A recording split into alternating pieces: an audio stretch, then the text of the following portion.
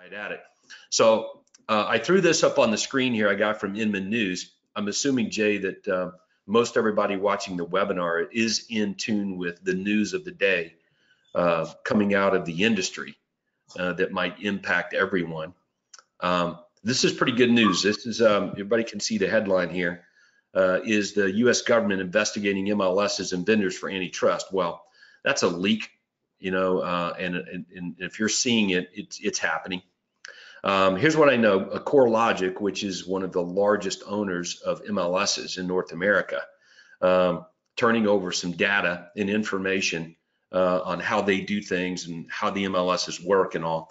So to the Justice Department. This stems from a lawsuit, Jay, that we talked about at the last conference, where homeowners are suing real estate companies, including NAR, because they're being forced as a seller to have to pay opposing counsel, is really what it comes down to.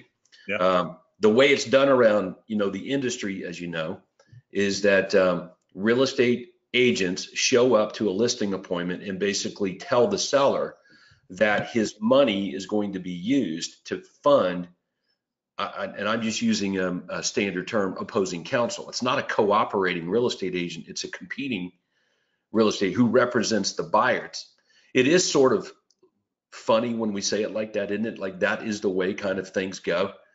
So obviously, like if you were a seller, are you really excited about paying a real estate agent that represents the person that's trying to beat you down on your price?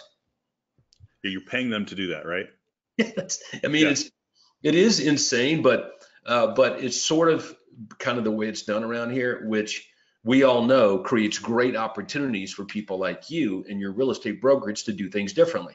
A wealth building factor for everybody watching the webinar, we all know, should know, is, hey, whatever is normal and standard out there, maybe we should look at doing the opposite or something that runs contrary to that. And that's where the opportunities really lie here for us to gain traction and build a significant real estate company that impacts a lot of people's lives for the better. So anyway, but I thought that was worth throwing up on the screen. Jay, I think you and I both, we have this VIP buyer system where it doesn't really matter what commissions are, if any. The agents are going to get, they're going to set, negotiate, and collect their fees. It's just part of what we do. That is, we kind of take it for granted, don't we? That, you know, the way that we do things, but the rest of the industry, they have no idea. Agents, brokers have no idea how to help their agents actually set, negotiate, and collect fees when there's no commission being offered. Yeah, they just, it's the way it's been around here forever. We're just going to stick to the way it's been done, and that's how we're going to drudge forward.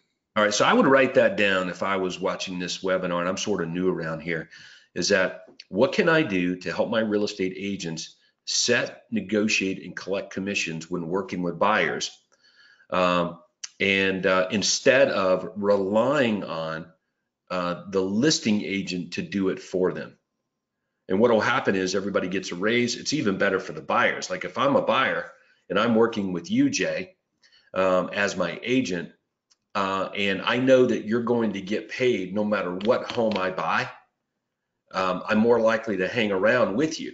But if I believe you're only going to get paid on very certain homes, which means you're going to limit my selection, you're only going to provide me with access to homes that are active in MLS, I'm going to pick up on that pretty quick when I'm not seeing like off-market properties or FSBOs or things that aren't listed at all or previously listed. If I'm not getting any of that kind of information from you, bank-owned properties, if I'm not getting anything like that, it becomes pretty obvious that you're steering me to only things that are easy for you and convenient for you and not so great for me. So I have a doubt in my mind that I'm carrying around every day, and my belief is that I'm missing out on homes.